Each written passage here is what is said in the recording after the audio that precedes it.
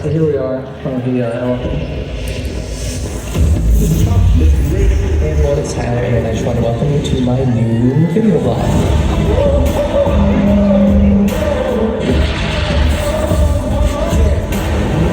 This is so exciting. I met my first subscriber. Thank you so much.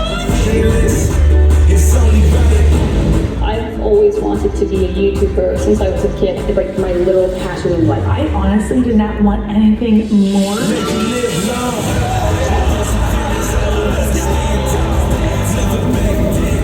I have met incredible people on YouTube. Oh my gosh, we have a new member. Oh my God, man! Give it $100 super chat. Thank you for the gift. 1,000 jewels.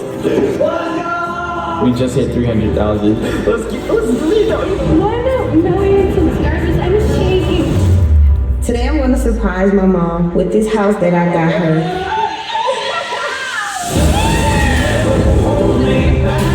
We are constantly reinvesting in the channel. Our bid was accepted to buy this building. My new YouTube studio. There is always space for people with a unique voice.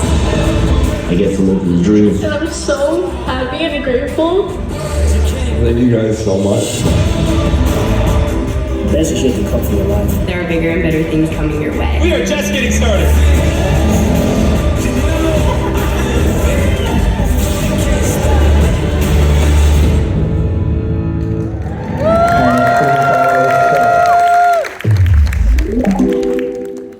Please welcome to the stage YouTube's VP of Creator Products, Amjad Hanif.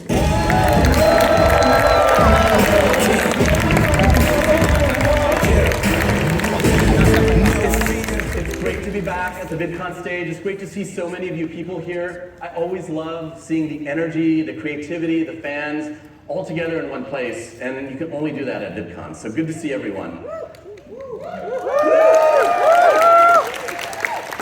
My name is Amjad Hanif, and I lead the team at YouTube that builds the products that creators use every day. All the ones you love, like YouTube Studio. As you've seen at VidCon, I heard a good cheer over there. As you've seen, this marks our 20th anniversary, and so we're excited to celebrate our birthday with all of you today. YouTube is the only place that you can create across any format and reach billions of viewers across the globe. We have the industry's leading rev share program as a part of YPP, the YouTube Partner Program, and we have all these sophisticated tools that you all rely on to run your businesses. There is no other platform in the world that is dedicated to helping you build a career, doing what you love, with so many ways to earn. An amazing 20 million videos are uploaded to YouTube every day. So today, we'd like to take a moment to reflect on 2 decades of YouTube's history, celebrate the incredible things that all of you have done and built on YouTube, and then we're going to look to the future of what's to come. I'm going to be joined up here by 2 amazing creators, Safiya Nygaard and Chow. But first, let me introduce Kevin Allocca. He's our global head of culture and trends at YouTube, and he's going to walk us through YouTube's biggest early moments and how creators have been reinventing culture ever since. Let's hear it for Kevin.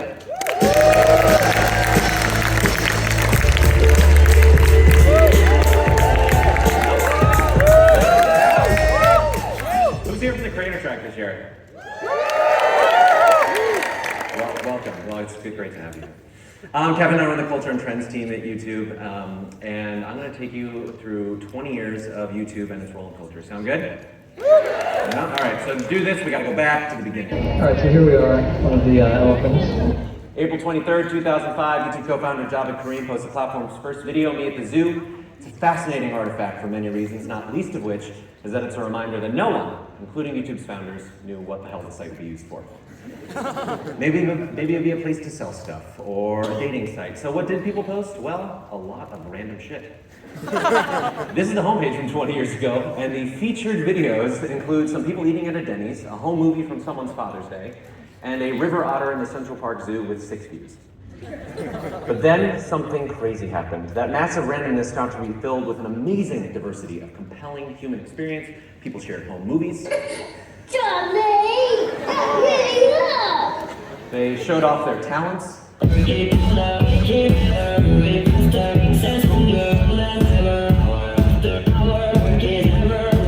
they shared their favorite news clips. Back here live with my friend the zombie, Jonathan. You're looking good. Jonathan just got an awesome face paint job. What do you think? I like turtles. Great zombie. And they really, really liked uploading videos of their cats. There were keyboard cats, there were grumpy cats, there were cuddling cats, there was a Nygaard cat, and of course, the woman who wanted to hug every cat. I just want to hug all of them, but I can't, because it's crazy. I can't hug every cat. Now, on the one hand, people were deriding this as low-quality nonsense, but on the other, this stuff immediately began invading popular culture. A little moment at a wedding.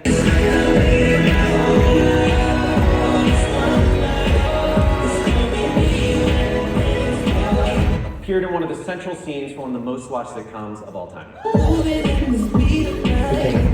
Did you see this? It was on YouTube.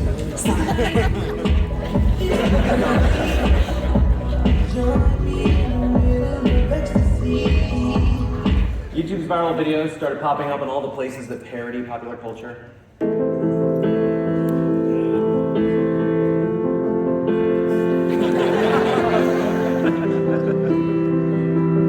And certain parts of mainstream pop culture became more relevant because they went viral on YouTube. I dreamed the dream in time gone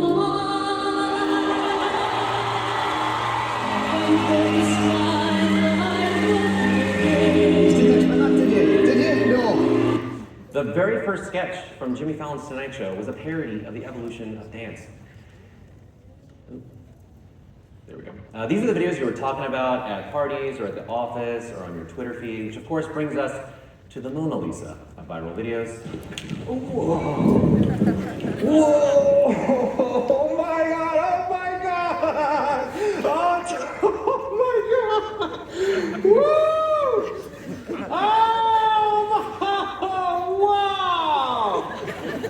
January of 2010, Bear Vasquez captured a video of a rainbow outside his home in Yosemite National Park. It was less the rainbow and more his emotional reaction to it that we all remember so well.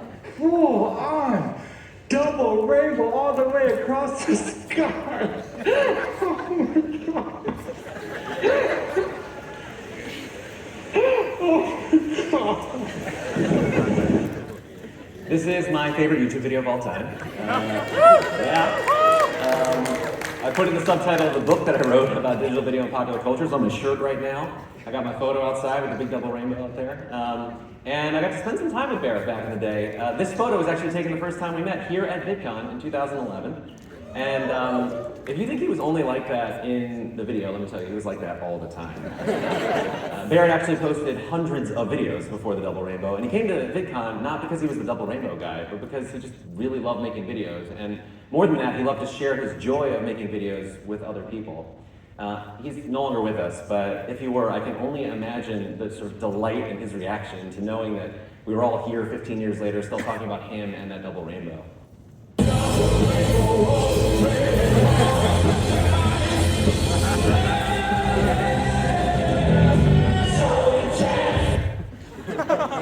But I bring him up because there's something that he used to say about the video that always stuck with me. He used to say, "You don't see me in it, you're seeing it through me. You experienced what I experienced."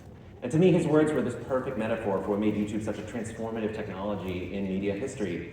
Early YouTube was about enabling people like Bear with unique experiences and unique points of view to share them with the world, something that was not possible before in such an unmediated way and with such speed and scale. And the cultural effects of that turned out to be wide-ranging, changed how we witness historic world events like the Arab Spring, it reshaped the world of advertising, forever altered our experience of music, from OK Go's groundbreaking music videos to Psy's global K-pop domination to of course, Rebecca Black, who, by the way, people made fun of at the time, but 14 years later, her viewership still spikes every goddamn Friday. That joke's on you. This era introduced us to completely new creative formats that we didn't just watch, but that we participated in. This was an era where a dumb joke in a dorm room could become this bizarre common link between an office, the Norwegian Army, and the Miami Heat locker room.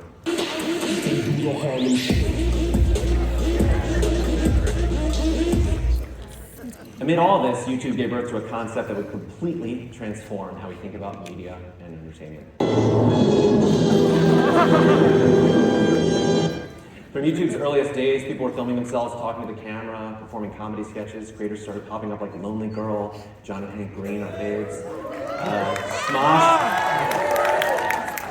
Oh, that amazing hair. They created YouTube's first communities, audiences that no one in the world of traditional media understood, and those audiences kept growing until those creators became some of the biggest stars in the world. And all the while, people kept asking, who wants to watch people play video games? Or eat food? Or do their makeup? But on YouTube, those questions did not matter. Creators could create whole new genres like ASMR, a genre that people never would have expected. Or that's something that started really small, but is now huge. Same thing goes for video game Let's Plays and for Get Ready With Me videos. There were big audiences for tech reviewers doing unboxings, booktubers talking about fantasy books, and edutubers like Braincraft to explain science. We couldn't predict what these creators would do.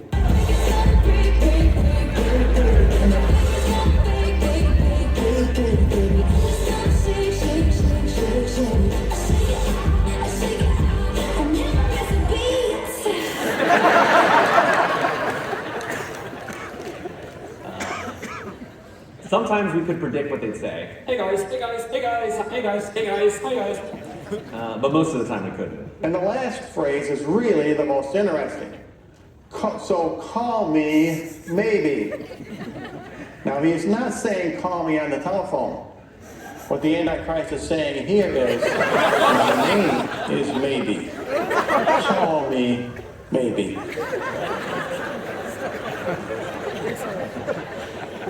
And we certainly couldn't predict where they'd come from. Like one of my favorites, Pasta Grannies, which features elderly Italian grandmothers sharing regional recipes before they're lost to time. La pasta per fare macarrone di ungia. E poi cosa devo dire? No, Giuseppa Porco. Allora incomincio.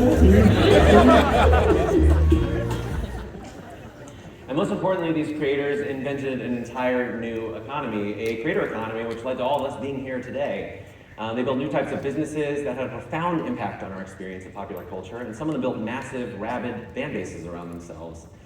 But creators of all sizes have contributed to an entire world of fandom that now exists on YouTube. Through creators on YouTube, you could be a fan of everything from obscure vinyl records to,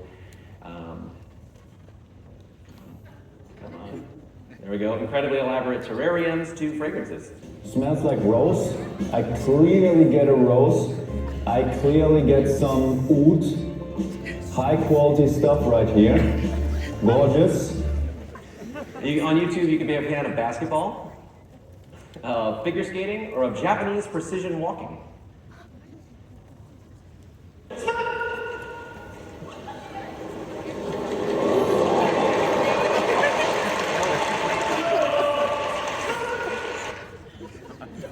You could be a grown man who loves video games, even video games seemingly made for teen girls.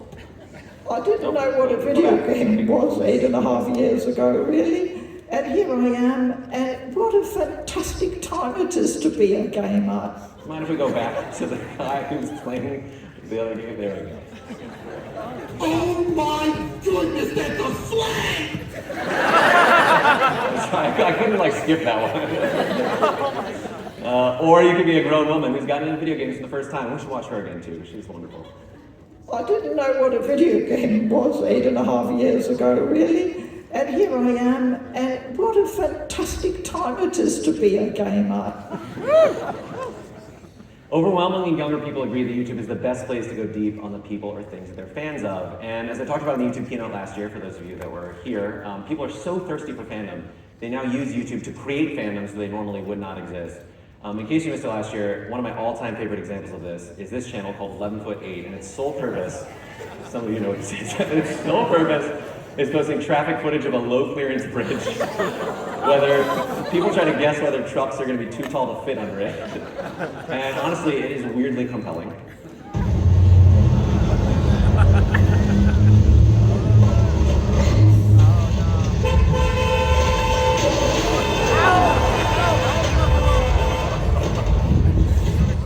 This channel has over 300,000 subscribers, who are all ostensibly fans of this specific bridge. People post fan photos with the bridge. And obviously, there is bridge merch. Can you imagine buying a shirt for a bridge? But don't judge, because about half of younger people now agree they are part of a fandom that no one they know personally is a part of. What we watch is personalized to our interests, and the systems behind that have become incredibly complex. So in commemoration of the 20th birthday, and to make this point clear to you, I have a pretty unprecedented surprise. So for the first time, I've gotten permission from Chow and our search and discovery team to just reveal the precise set of signals that are used to rank content on the YouTube homepage. And just so you can see the diversity of those signals. I'm only going to show them for a second, we're not posting them anywhere else. So if you want to capture it so you can review it in more detail later or whatever, you can record a video if you want. Right, I know it's something I don't think it's that important, but it's something a lot of people are interested in, so I'll just show it to you now. Ready? Okay. Thank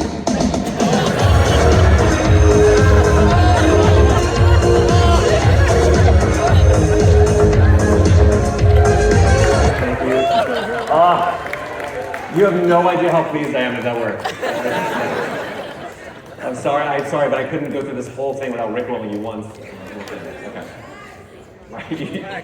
YouTube has changed a lot over the years, and this is where it gets really interesting. Well, interesting if you're a big nerd like all of us. We're at an internet video convention. So when I started my job at YouTube, there were some 7 or 10 minute vlogs, but the average popular video was just a few minutes long. But in this weird twist, the videos that we watch have gotten both shorter and longer over time. This is the share of relative watch time on YouTube for videos under a minute, and then here's the same graph for videos over an hour in length. And these changes are largely attributable to the rising appetite for short-form snackable content in the form of shorts and long-form content viewing on the TV screen. And together they show us how this medium continues to evolve with the changing appetites of the viewer. We're also going to get both a 53-minute video explaining the fan lore from the movie Challengers. Does it look like I want to explain to you guys who have not seen Challengers yet what it is about? Yes, I do. I want to talk about any chance I get and hear my own voice. And a 45-second musical imagining the new pope who can play basketball. The Vatican is 1 point down. The devil's playing deep and the devil's out of luck because guess what? The new pope can dunk.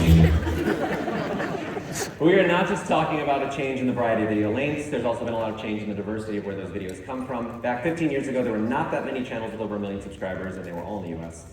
That has changed over time. Today there are 1 million subscriber channels in countries all over the world. And this is notable in and of itself. Never before have so many creative people been able to share their work in the same place. But perhaps more transformative is how content can now transcend borders, introducing us to people and perspectives that we never would have had access to before. According to a Smith-Geiger survey that we ran, 52% of online US 14 to 24-year-olds have watched content or creators that have been translated from another language. For as long as I've been at YouTube, I've particularly loved exploring global creativity. From when I first heard this parody song from Norway that went on to become one of the top YouTube videos of 2013. What the fuck say?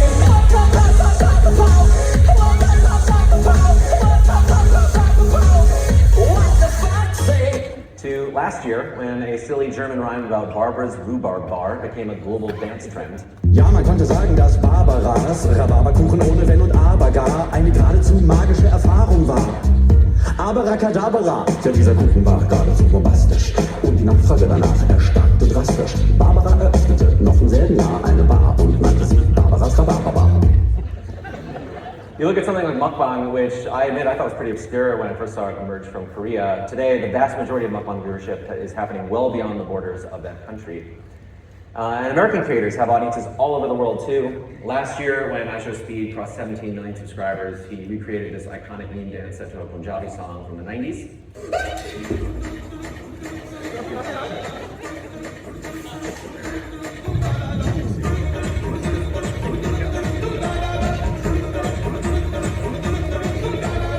Which led to this. That is me! That is me! In India, bro! In India! That is me! On your billboard in India, bro! And this.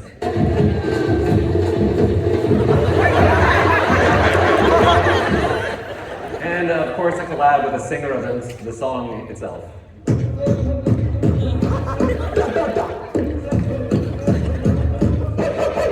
mean, like What a crazy world we live in. There tends to be this focus on big creators and finding hacks to drive bigger stats, especially here at VidCon, and that's why I think I got a lot of you with that Rickroll prank earlier. But the real focus should be on audiences and how they respond, which is how the people who work on our recommendation system think about it. Because our experience with the platform is still more frequently driven by small, meaningful experiences that connect us to the people and things that we care about. If you look at the overall share of viewership on YouTube of videos with less than 100,000 views and videos with more than 100 million, it's much more skewed to the smaller videos. Because you can have a thriving audience without having a huge audience. And this makes sense because most of my personal favorite channels over the years have been ones who don't get millions of views. From Birdie Pander, who posted hundreds of videos of him doing Bhangra in the Canadian Yukon.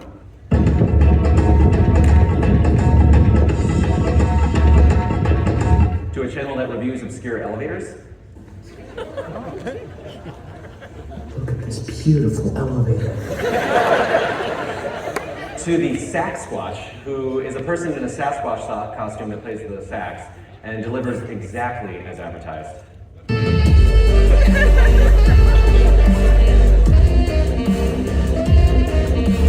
I've been waiting so long to stick that in our presentations.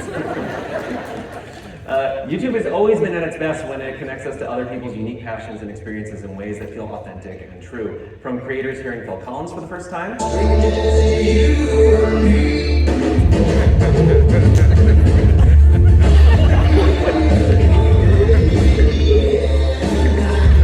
Hey, never seen somebody drop a beat 3 minutes in a song. I'm dead, but hey, that's funny, that looks good. to hearing their own voice for the first time. So now technically your device is on. Can you tell?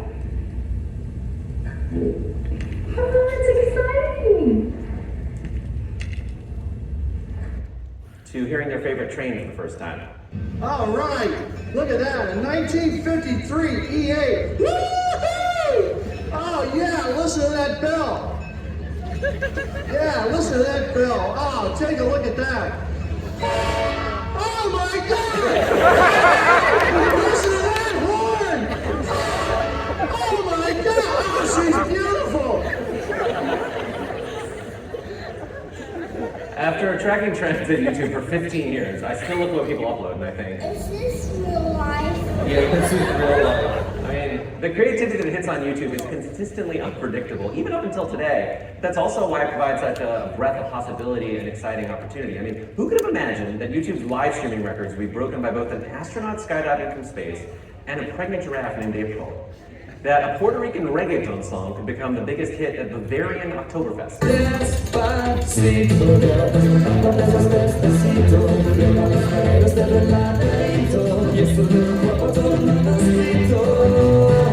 That during a global pandemic, people would find comfort in watching other people clean their homes and joy in people's failure to use video conferencing technology correctly. I'm prepared to go forward with it. Yes. I'm here live, I'm not a cat. I can see that.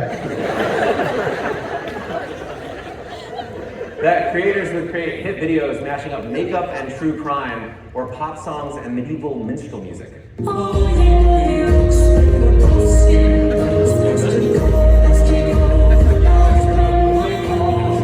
Is it weird that we're at a point where I don't think it's weird that there is a video of a rubber chicken singing Camila Cabello and it has 49 million views?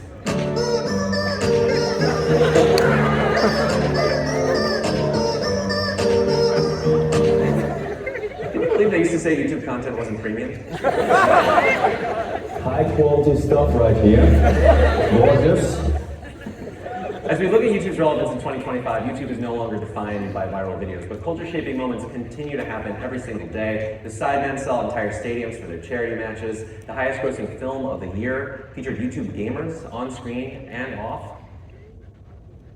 The Grammy winner for Best Rap Album this year originally released her biggest hit single on the channel she used for vlogging.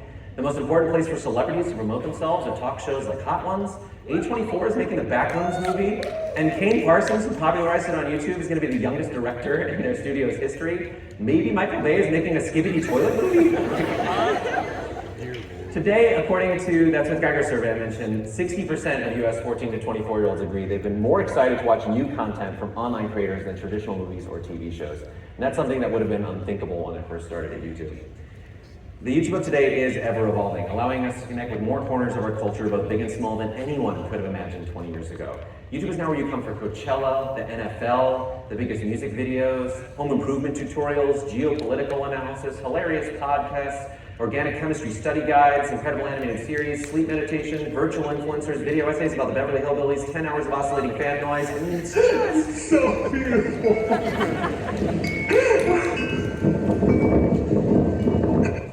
YouTube's relevance wasn't guaranteed from the start. It is a result of the completely unexpected ways that people chose to use it, people like many of you in this room. And you can never predict the kinds of opportunities that creating on YouTube might open up for you. Remember that science creator I mentioned before? It was because of this channel, Braincraft, that she was able to move from Australia to the United States, changing the course of her life and mine, because we got married in 2019. Even better, now we have a baby girl that we dress up in YouTube meme clothes. This has been a lot of fun, and we're about to bring out Safiya Nygaard, who's going to share her story. But before I go, I just want to say one last thing, which is that YouTube's founders may not have known what YouTube would be in the beginning, but 20 years later, it is still built on a foundation of ingenuity, passion, and individual point of view that made creating on YouTube so thrilling at the very start. And that's pretty much all there is to say. Thank you very much.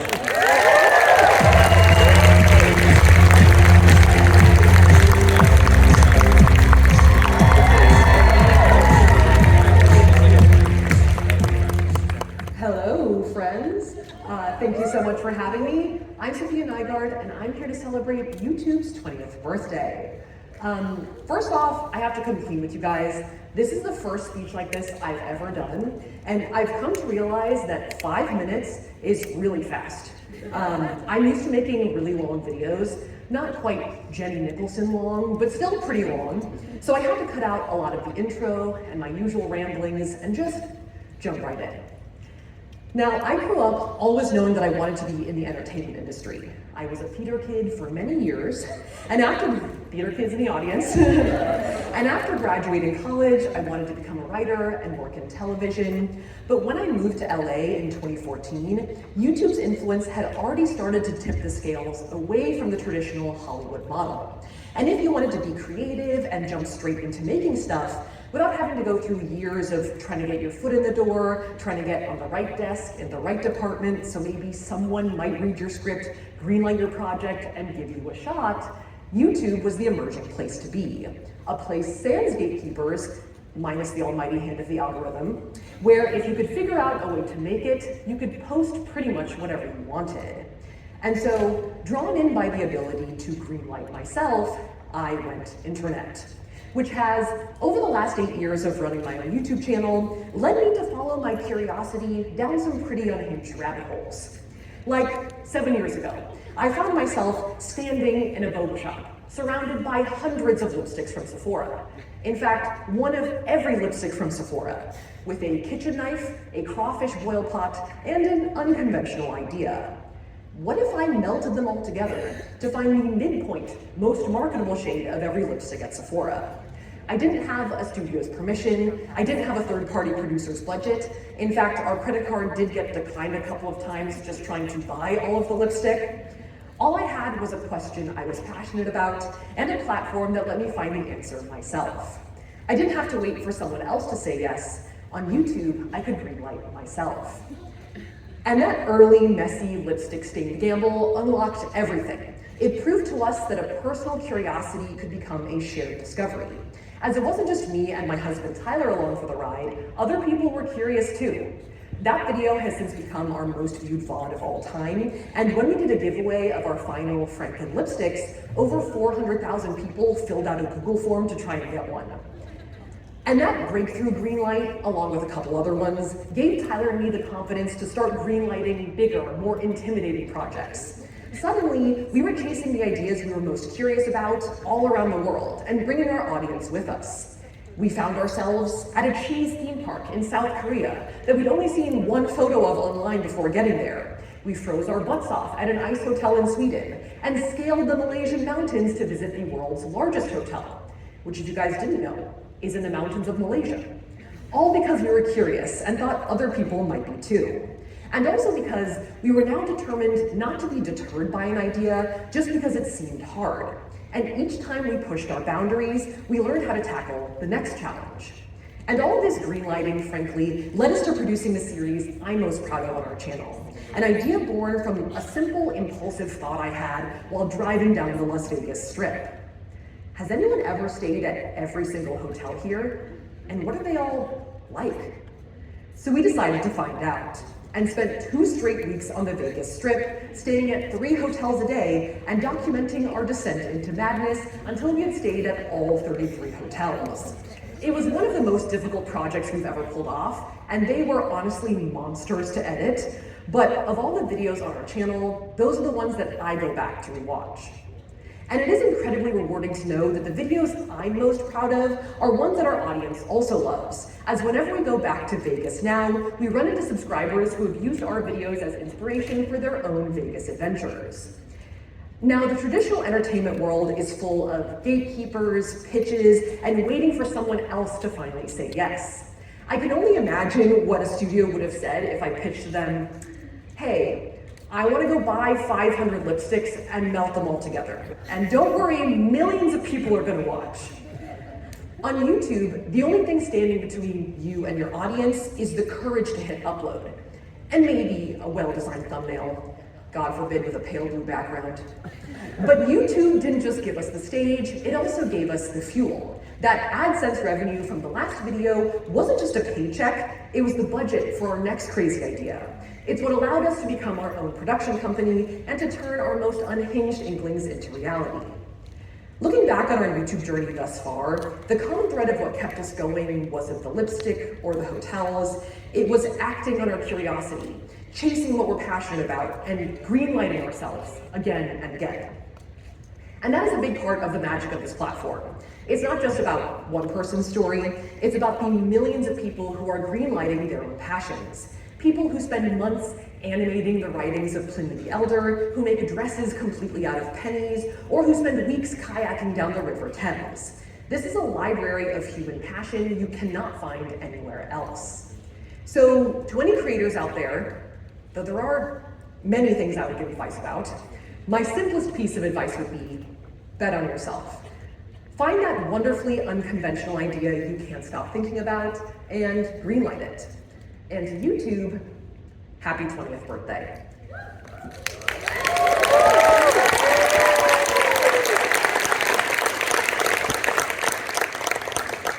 For your 21st, I'm taking you guys to Vegas.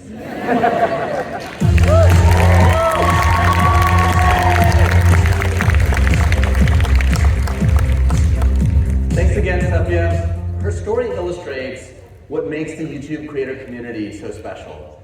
As the biggest creation platform in the world, we've continued to evolve over the years. There's trends, there's AI tools, but no matter how much we change, at the heart of it, creation will always be powered by passion like Safiya's. It's something that when we think about what we build, it's something that we always strive for. We want to create a place where you can watch your passion pay off. And we're not done creating yet. I want to spend a few quick minutes to share some updates from the product team across a few areas. We'll talk about creation tools, community-first products, and how we're continuing to invest in helping you build a career on YouTube. First, let's talk about creation tools. From shorts, to live, to long form, to podcasts, YouTube offers more formats to tell more of your story than any other platform. Take YouTube Shorts, for example. We're now averaging 200 billion daily views.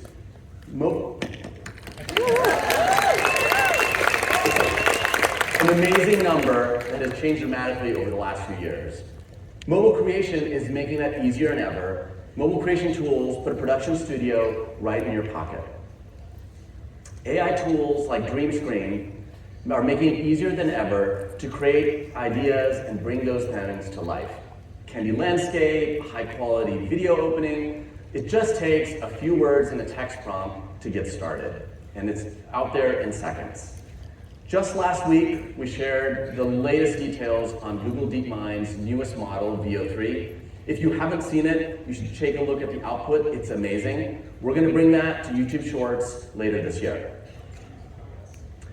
Last year when I was here, I also talked about the Inspiration tab. It's a part of YouTube Studio that helps you riff on ideas, develop a backlog, test out thumbnails, work on your outline, work on your script. It's all there in Studio, and what's beautiful about it is it's based on what we know about your audience. Take YouTuber Sambucha. He was riffing with Inspiration tab, came up with this crazy idea to buy a bunch of products that looked AI generated. At the end of it, he ended up with a 7-foot-tall gorilla couch being delivered to his room. But more importantly for everyone in the room, that video racked nearly 7 million views. It's not very comfy, I will say that. An amazing couch. Beyond the content that you're all working on, it's the communities that you're building that are obviously so very important. You need to be able to reach your fans wherever they are. Last year when I was at VidCon, I mentioned living room viewership was on the rise. Since then, TV has surpassed mobile as the primary device for YouTube in the US.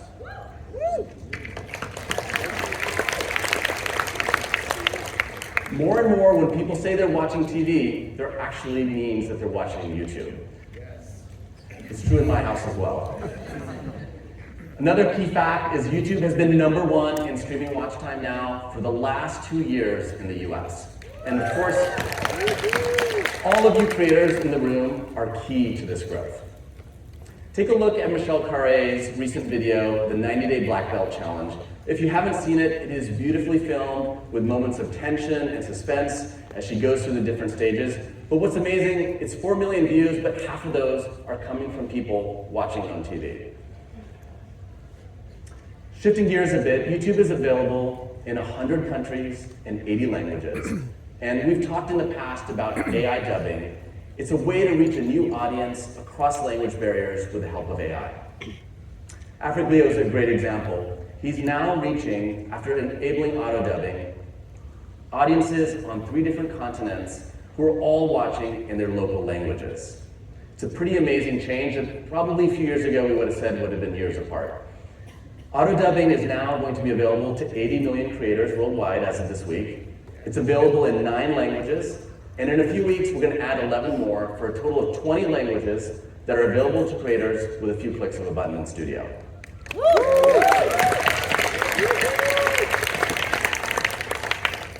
Viewers are always looking for more than just the content, and the creators in the room know that. They want to engage with their favorite creators, and including their other fellow fans. So we've been working for some time on a feature called Communities. Naturally, it's a way for creators to establish a community for just their subscribers where they can spark discussions, share pictures, and build relationships.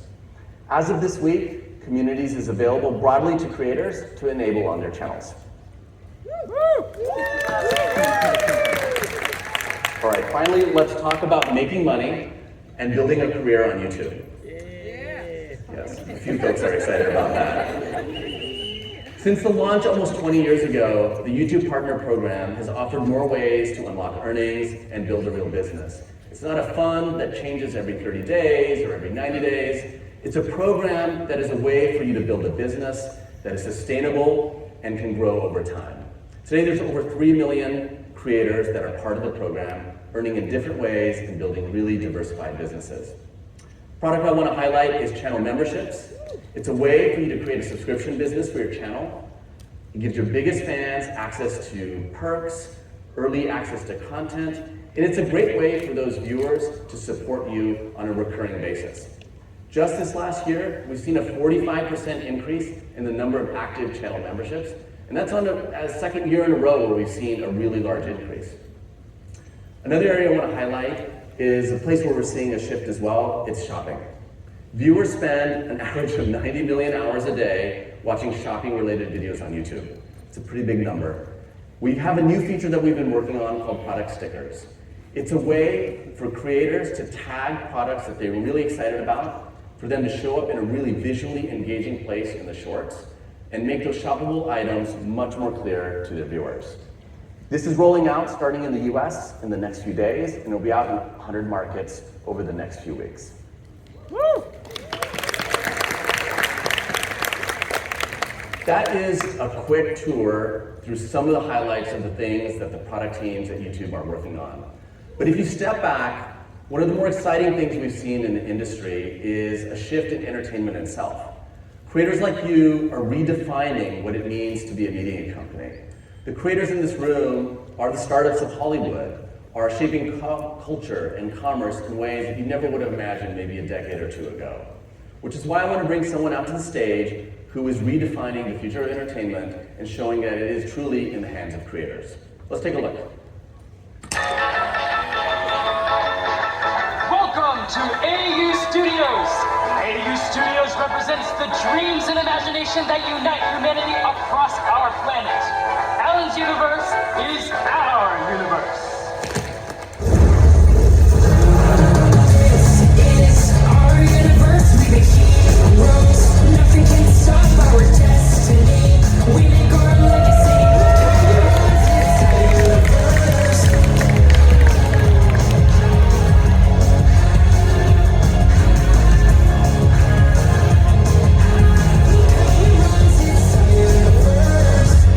You are the one.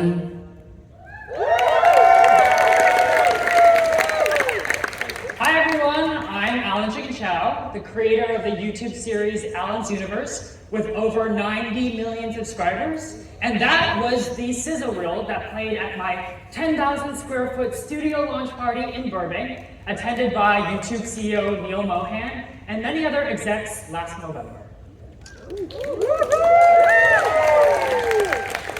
But there was another more momentous launch that happened that only I attended. Another studio opening just 2 years ago. Yeah, that was my first groundbreaking YouTube studio. It was a mini 800 square foot apartment I converted into a mini classroom. We literally painted windows shut and broke down the walls, and I only got away with it because my landlord's son is a huge fan. Owen, if you're here, thank you so much. Also, don't tell the owner I still live there, they're gonna kick me out. Ironically, the step of getting this mini studio to me was just as momentous as getting the big studio, if not even more. I was like, oh my God, what? I can't afford just like a room dedicated to filming, that's crazy. So this is my journey from studio apartment to Burbank Hollywood studio. Clearly in this journey to these big public moments, there are many equally as important moments made in private. You creators all know that. Through this journey, I never lost my core value of service. So let me take you through my journey.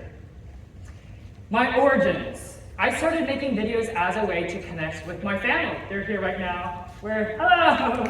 When I went to college, my mom and dad moved to a little town in West Virginia where they had no friends or family. So I started making videos just as a way to make my mom laugh.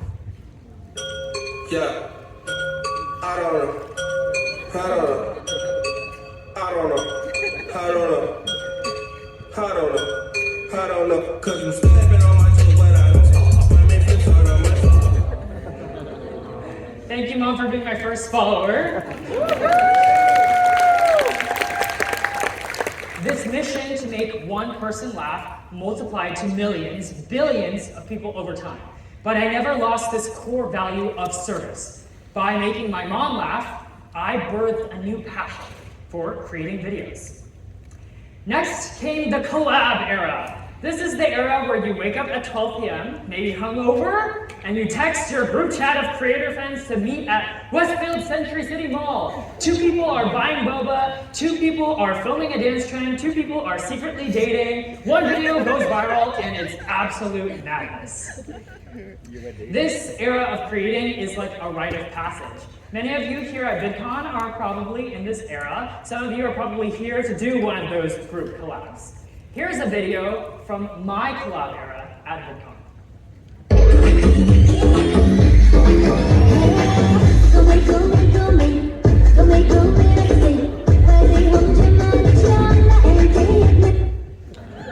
Great moves, great moves. During this era, my goal was still service. In order to make the collabs efficient, I was the creator who always came prepared, with a fully written script, with roles clearly written for actors, pre-made props and wardrobe, a designated filmer, everything.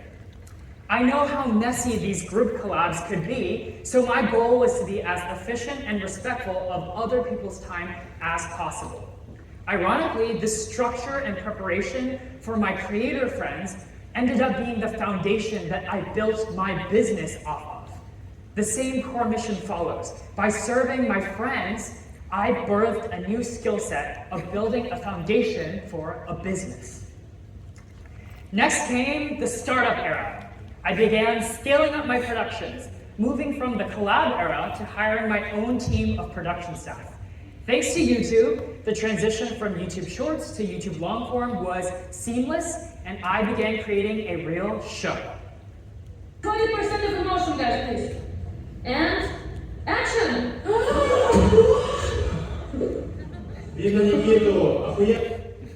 Oscar level acting, so good. These were the scrappy days, and they looked fun there, but this was 15 to 20 people in an 800 square foot studio apartment for 3 consecutive 12-hour days. It was very exciting, but it was not easy. So in this era, my goal was to serve my team. I was and am so grateful to my team for sticking through the long hours and the tight quarters. My team is truly a group of people from all over the world who came to Los Angeles with a dream, and we were all pursuing that dream together by making Alan's Universe. And as our series became a hit, I always kept the same thing in mind. How do I serve my team? In this case, it was definitely moving out of that mini classroom apartment studio to a real place that felt like a real workplace, a real office, thus birthing AU Studios.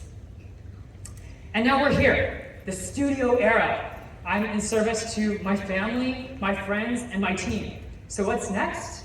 Well, I got the answer. 1 year ago, here at VidCon, I performed the Alan's Universe theme song to fans.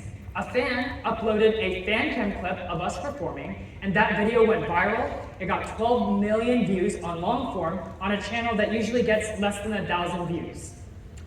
Fans started to make their own remixes to the song. They would make their own dances to the song, and they even cosplayed as us. So we realized we birthed a fandom. So here comes our next era. Take a look.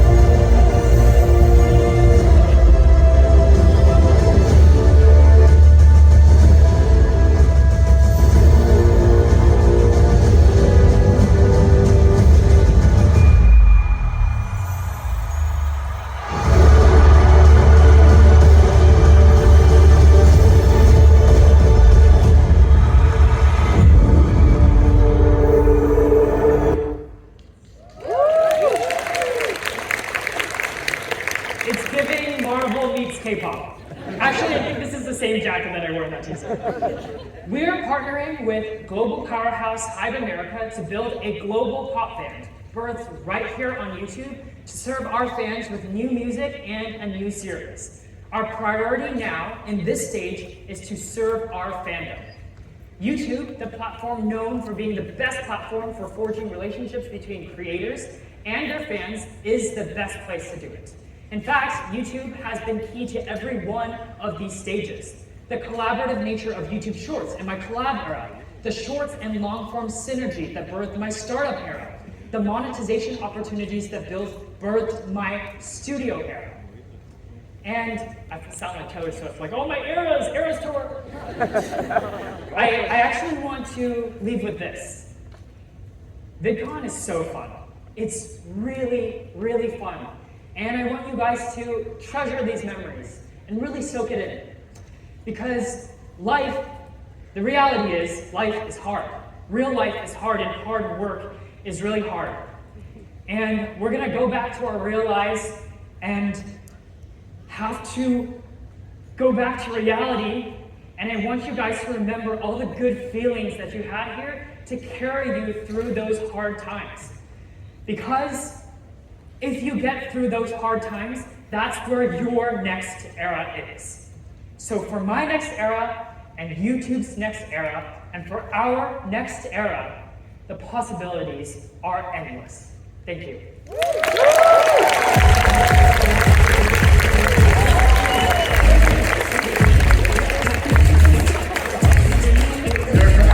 What an amazing story. Every day, there's thousands of YouTube employees across the globe that are passionate about building a platform that helps you all do what you love, to educate, to entertain, to connect with your millions of fans across the globe.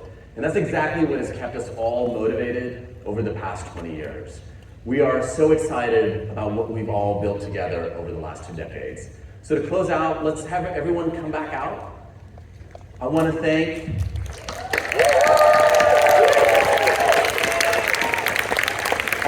Safiya and Alan for your amazing stories and everything you've built over the years.